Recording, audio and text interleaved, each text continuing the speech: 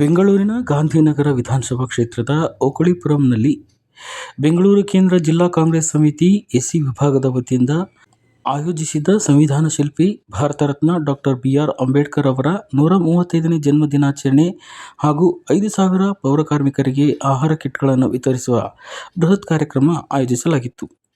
ಈ ಕಾರ್ಯಕ್ರಮಕ್ಕೆ ಕರ್ನಾಟಕ ಸರ್ಕಾರದ ಗೃಹ ಸಚಿವರಾದ ಜಿ. ಪರಮೇಶ್ವರ್, ಆರೋಗ್ಯ ಸಚಿವರಾದ ದಿನೇಶ್ ಗುಂಡೂರಾವ್, ಎಐಸಿಸಿ ಕಾರ್ಯದರ್ಶಿ ಮನ್ಸೂರ್ ಅಲಿ ಖಾನ್ ಪಾಲ್ಗೊಂಡು ಅಂಬೇಡ್ಕರ್ ಭಾವಚಿತ್ರಕ್ಕೆ ಪುಷ್ಪಾರ್ಚನೆ ಮಾಡಿ ದೀಪ ಬೆಳಗಿಸುವ ಮೂಲಕ ಕಾರ್ಯಕ್ರಮಕ್ಕೆ ಚಾಲನೆ ನೀಡಿದರು.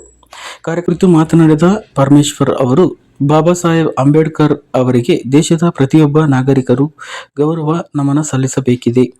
ಅಂಬೇಡ್ಕರ್ ಅವರು ಸಂವಿಧಾನದಲ್ಲಿ ಸಮಾನತೆ, ಸಹೋದರತ್ವ, ಭ್ರಾತೃತ್ವವನ್ನು ತಿಳಿಸದೆ ಹೋಗಿದ್ದರೆ ದೇಶದಲ್ಲಿ ಪ್ರಜಾಪ್ರಭುತ್ವ ಉಳಿಯುತ್ತಿರಲಿಲ್ಲ. ವರ್ಣಾಶ್ರಮದ ಪದ್ಧತಿಯ ವಿರುದ್ಧ ಸ್ವಾತಂತ್ರ್ಯ ಪೂರ್ವ ಮತ್ತು ಸ್ವಾತಂತ್ರ್ಯ ನಂತರ ಹೋರಾಟ ಮಾಡಿ ನಮಗೆಲ್ಲ ಸಮಾನತೆಯನ್ನು ಕೊಟ್ಟಿದ್ದಾರೆ ಎಂದು ತಿಳಿಸಿದರು.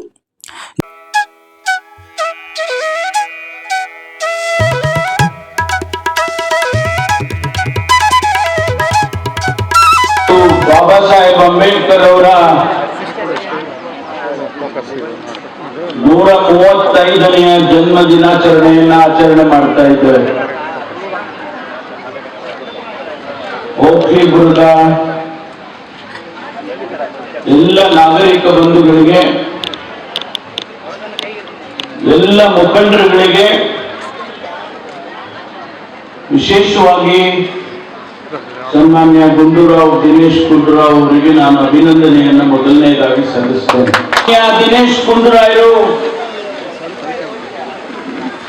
ನಮ್ಮ ಕ್ಷೇತ್ರದಲ್ಲಿ ಬಾಬಾ ಸಾಹೇಬ್ ಅಂಬೇಡ್ಕರ್ ಅವರ ಜಯಂತಿಯನ್ನು ಮಾಡ್ತಾ ಇದ್ದೇವೆ. ನೀವು ಬರಲೇಬೇಕು ಅಂತ ಹೇಳಿ ನನಗೆ ತಿಳಿಸಿದ ಮೇಲೆ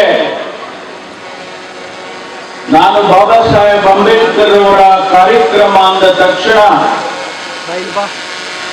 ನಾನು ಒಪ್ಪಿಕೊಂಡು ಬಂದಿದ್ದೇನೆ.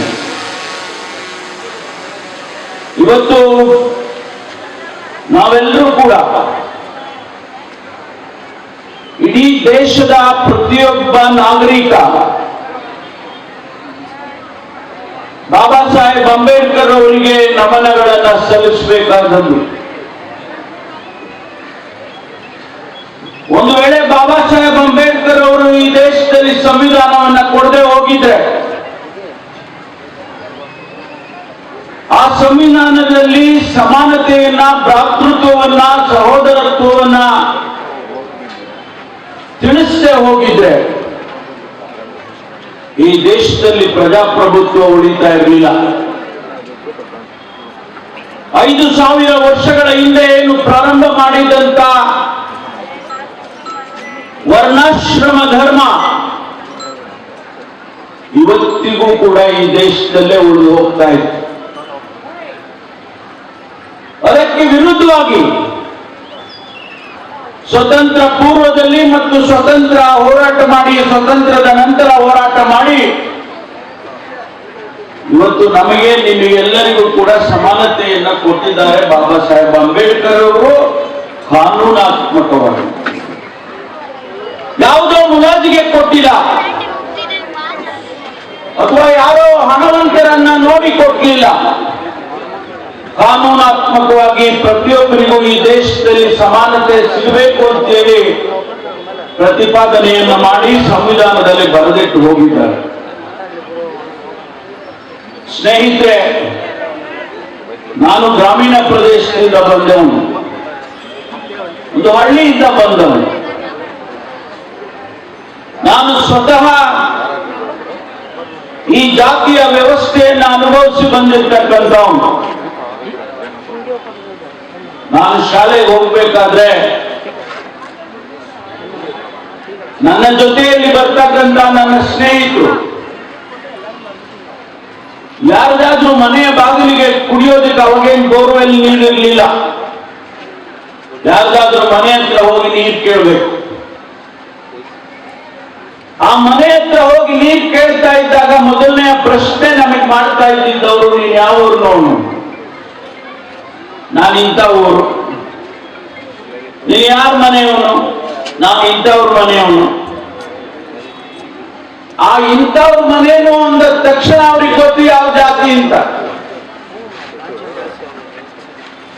ಹಾಗಾದ್ರೆ ನೀನ್ ಅಲ್ಲೇ ನಿಂತ್ಕೋ ಅಂತ ಹೇಳಿ ನಮ್ಮನ್ನ ನಿಲ್ಸೋರು. ನಾನು ಹೊರಗಡೆ ನಿಂತ್ಕೊಂಡು ಅವರ ಚೆಂಬಲ್ಲಿ ನೀರು, ನಮಗೆ ಈ ರೀತಿ ನೀರು ಕುಡಬೇಕು, ನಾವು ಆ ನೀರನ್ನ ಹೀಗೆ ಕುಡಿದು ಬೇರೆಯವರ ಮನೆ ಬಾಗಿಲಿನಲ್ಲಿ ಆ ರೀತಿ ನೀರು ಕುಡಿದು ಬಂದಂತವನು ನಾನು. ನನಗೆ ಸ್ವಂತ ಅನುಭವ ಜಾತಿಯ ವ್ಯವಸ್ಥೆದಾಗಿದೆ. ಅದರ ನೋವು, ಆ ಗಾಯ ಮಾಸು ಹೋಗಿದೆ, ಒಣಗೋಗಿದೆ ಗಾಯ, ಆದ್ರೆ ಕಲೆ ಹಂಗೆ ಉಳಿದ್ಬಿಡ್ತಲ್ಲ. ಆ ಗಾಯದ ಕಲೆ ಹಂಗೆ ಇವತ್ತು ಕೂಡ ನನ್ನ ಜೀವನದಲ್ಲಿ ಉಳಿದಿದೆ. ಅದಕ್ಕಾಗಿ ಇವತ್ತು ಬಾಬಾ ಸಾಹೇಬ್ ಅಂಬೇಡ್ಕರ್ ಅವರು ಈ ದೇಶದಲ್ಲಿ ನನ್ನಂತ ಯುವಕನಿಗೆ, ನನ್ನಂತ ವ್ಯಕ್ತಿಗೆ ಸಮಾನತೆಯನ್ನು ತರಬೇಕು, ಕೊಡಬೇಕು ಅಂತೇಳಿ ಹೇಳಿ ಹೊಂದಿದ್ದಂಥದ್ದು ಇವತ್ತು ಮುಖ್ಯ ಬಾಬಾ ಸಾಹೇಬ್ ಅಂಬೇಡ್ಕರ್. ಸ್ನೇಹಿತರೆ, ಒಂದು ನಾಯಿ ಕೆರೆಯಲ್ಲಿ ಹೋಗಿ ನೀರು ಕುಡಿಬಹುದು, ಆದ್ರೆ ಪರಿಶಿಷ್ಟ ಜಾತಿಗೆ, ಜನಾಂಗಕ್ಕೆ ಸೇರಿದಂತ ಜನ, ಸಮಾಜದಲ್ಲಿ ಕೆಳಸ್ತರದ ಜನ ಆ ಕೆರೆಯಲ್ಲಿ ನೀರು ಕುಡಿಯೋ ಹಾಗಿಲ್ಲ. ನಾಯಿ ಕುಡಿಬಹುದು, ಹಂದಿ ಕುಡಿಬಹುದು. ಅದಕ್ಕಾಗಿ ಬಾಬಾ ಸಾಹೇಬ್ ಅಂಬೇಡ್ಕರ್ ಅವರು ಹೋರಾಟವನ್ನು ಮಾಡ್ತಾರೆ ಮಹಾರಾಷ್ಟ್ರದಲ್ಲಿ. ಅಂಬೇಡ್ಕರ್ ಅವರ ಒಂದು ಜ್ಞಾಪಕವನ್ನ ಯಾಕೆ ನಾವು ಮಾಡ್ತೀವಿ? ಯಾಕೆ ಅವರು ಇಷ್ಟು ದೊಡ್ಡ ಹೆಸರು ಮಾಡಿದ್ದಾರೆ? ನಾವು ಅವ್ರ ಹೆಸರು ಮಾತ್ರ ಜಪ ಮಾಡ್ತೀವಿ, ಆದ್ರೆ ಅವರಿಂದ ನಮ್ಗೆ ಏನು ಸಿಕ್ಕಿದೆ, ಅವರ ಇತಿಹಾಸ ಏನು, ಅದ್ರ ಬಗ್ಗೆ ನಾವು ಹೆಚ್ಚು ಯೋಚನೆ ಮಾಡಕ್ ಹೋಗೋದಿಲ್ಲ. ಜೈ ಭೀಮ್ ಅಂತ ಹೇಳ್ಬಿಟ್ರೆ ಸಾಕಾಗೋದಿಲ್ಲ. ಆ ಜೈ ಭೀಮ್ ಅಂತ ಹೇಳಿದಾಗ ಅದರ ಸಿದ್ಧಾಂತ ಏನು, ಅದರ ಅರ್ಥ ಏನು, ಅದು ಏನು ದಲಿತರಿಗೋಸ್ಕರ ಇರುವಂತದ್ದು, ಅದು ಎಲ್ರಿಗೂ ಕೂಡ ಸೇರ್ಕೊಳ್ತದ, ಅದನ್ನೂ ಯೋಚನೆ ಮಾಡ್ಬೇಕು. ಇವತ್ತು ನಮ್ಮ ಸಮಾಜ, ನಮ್ಮ ದೇಶದಲ್ಲಿದ್ದಂಥ ಸಮಾಜ ಇವತ್ತು ಅನೇಕ ವ್ಯತ್ಯಾಸಗಳಿರುವಂಥ ಸಮಾಜ. ಹಿಂದೆಯಿಂದ ಅದು ನಮ್ಮ ಇತಿಹಾಸದಿಂದ ಬಂದಿರತಕ್ಕಂಥ ಒಂದು ಕೆಟ್ಟ ಒಂದು ಪದ್ಧತಿಗಳು ನಮ್ಮ ಸಮಾಜದಲ್ಲಿ ಇದ್ದಂಥದ್ದು ಯಾರು ಕೂಡ ಮರೆಯಕ್ಕೆ ಸಾಧ್ಯ ಇಲ್ಲ. ಯಾವ ಜನರಿಗೆ ಹಳ್ಳಿಗಳಲ್ಲಿ ಬಾವಿಗೆ ಹೋಗಿ ನೀರು ತಗೊಳ್ತಕ್ಕಂಥದ್ದಕ್ಕೆ ಅವಕಾಶ ಕೊಡ್ತಾ ಇರಲಿಲ್ಲ, ದೇವಸ್ಥಾನಗಳಿಗೆ ಪ್ರವೇಶ ಮಾಡೋದಕ್ಕೆ ಅವಕಾಶ ಕೊಡ್ತಾ ಇರಲಿಲ್ಲ, ಬೀದಿಗಳಲ್ಲಿ ಅವ್ರ ಮುಂದೆ ಓಡಾಡೋದಕ್ಕೆ ಅವಕಾಶ ಕೊಡ್ತಾ ಇರಲಿಲ್ಲ, ಅಂತ ಒಂದು ಕೆಟ್ಟ ಪರಿಸ್ಥಿತಿ ಈ ದೇಶದಲ್ಲಿತ್ತು. ಅಂದ್ರೆ ಒಂದು ರೀತಿ ಪ್ರಾಣಿಗಳಿಗಿಂತ ಕೀಳಾಗಿ ನೋಡ್ತಕ್ಕಂಥ ಒಂದು ಮನೋಭಾವನೆ ಈ ದೇಶದಲ್ಲಿತ್ತು. ನಾನು ಇಷ್ಟು ಹೇಳಿ, ನಮ್ಮ ಎಲ್ಲ ಕಾರ್ಯಕರ್ತರು, ನಮ್ಮೆಲ್ಲ ಮುಖಂಡರುಗಳು, ನಮ್ಮ ಪಕ್ಷ ಇವತ್ತು ನಾವು ಎಲ್ಲರ ಜೊತೆ ಒಂದಾಗಿ ಸಮಾನವಾಗಿ ನೋಡುವಂತವ್ರಾಗಬೇಕು.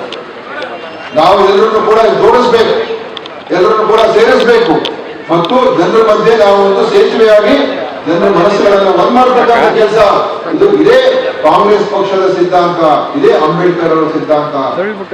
ಯಾವ ಕೆಳಗಡೆ ಇದೆ ಅವ್ರನ್ನ ಮೇಲೆತ್ತಬೇಕು, ಸಮಾಜವನ್ನು ಒಂದ್ ಮಾಡಬೇಕು, ಘರ್ಷಣೆ ಹೋಗ್ಬೇಕು, ಪ್ರೀತಿ ವಿಶ್ವಾಸ ಬೆಳಿಬೇಕು.